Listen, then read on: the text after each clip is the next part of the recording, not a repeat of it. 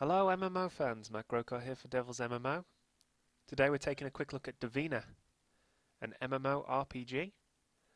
We've got a couple of things on it about it over at the site, both my review and a kind of impressions piece from a guided tour that we had.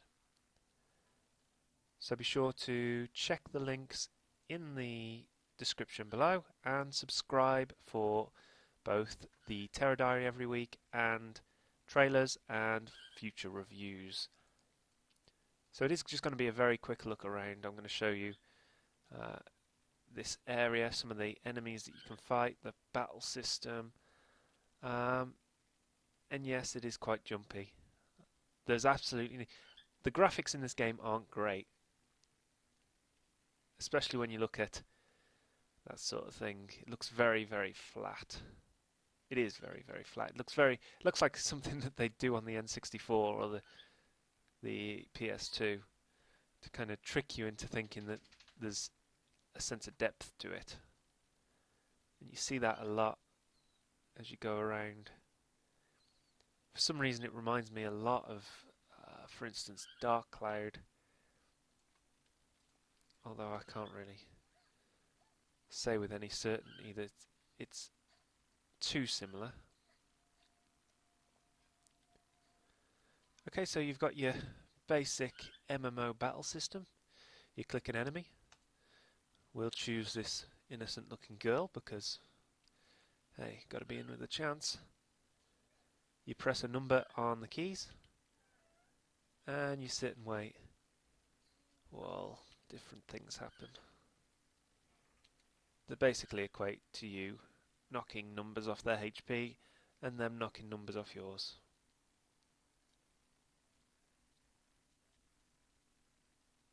Like I say, this computer should be able to more than run this. It's not a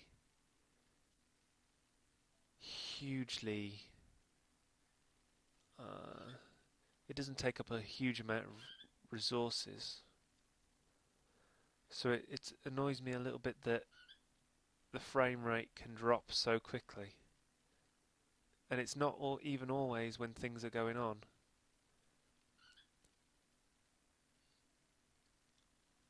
One of the things I like is the character design. There are so many different the enemy designs. Sorry, there are so many different types of enemy.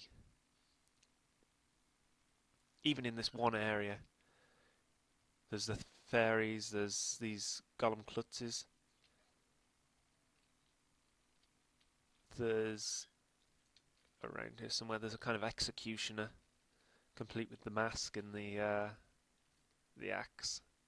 There's Vikings. As far as I know, there's no reason for all these random creatures to be around, but never mind. The battle system leaves a lot to be desired, especially if you have been playing Terror or something like it. The Old Republic even had a battle system that was very similar to this, but at least it felt like you were doing something different. It's not really helped by the fact that, I don't know if you've seen the quests, but it doesn't really help that the first quests that I've come across, I know that there's a few quests before what I saw, but the quests that I've come across are literally defeat 30 of this sort of enemy, defeat 20 of the other. Getting through the quests would be a huge time sink in itself.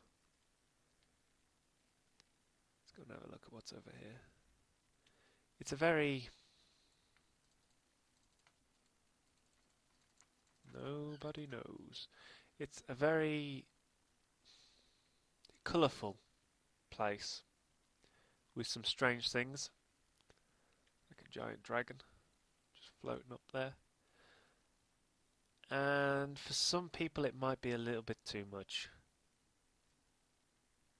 because it's very strange. I've seen quite a few people playing it. Maybe not as many as you'd see in a more mainstream game, although I'm pretty sure this is still in beta, so I'm not sure what access to this is like.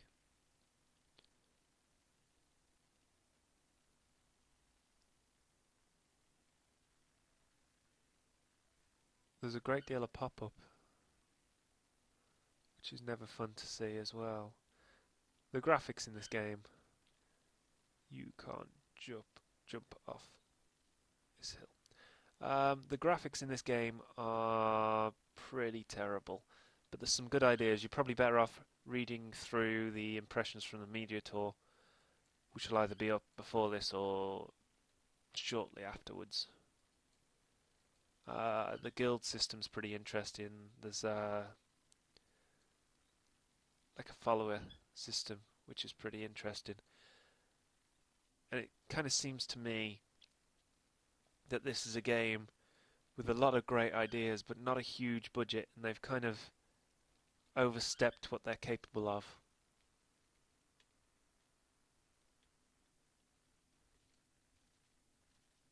And there's a unicorn. Oh no, it's not. It's a horse. You know, it reminds me a little bit of kind of Sly Cooper, that kind of over-the-top locations. I'm half expecting clue bottles to be hanging around.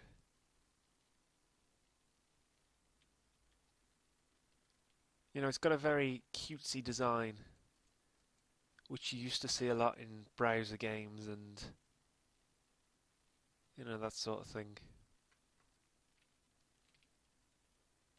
And it's nice. It's interesting to see. I don't want to criticize it too much because it's not my taste. Because I look at it and think, well, you know, I'd prefer to see something else.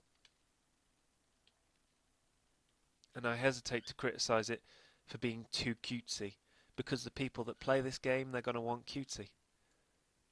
They're going to want cutesy in the expansions. They're going to want as much cutesy as they can possibly get.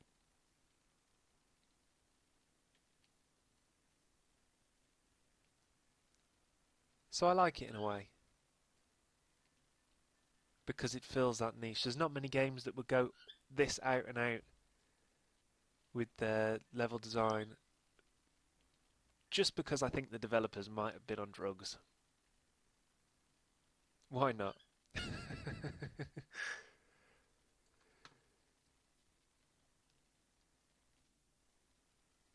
And there's still a huge amount of frame rate reduction.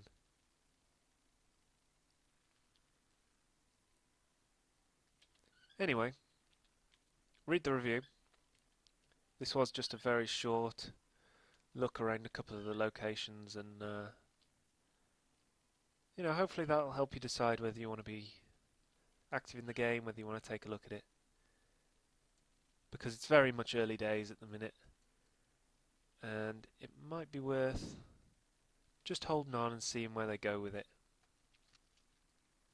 So from me, Matt Grocott, thank you very much for watching. Check out Devil's MMO. Check out the links in the description below. Be sure to subscribe. We'll see you again next time. Bye bye.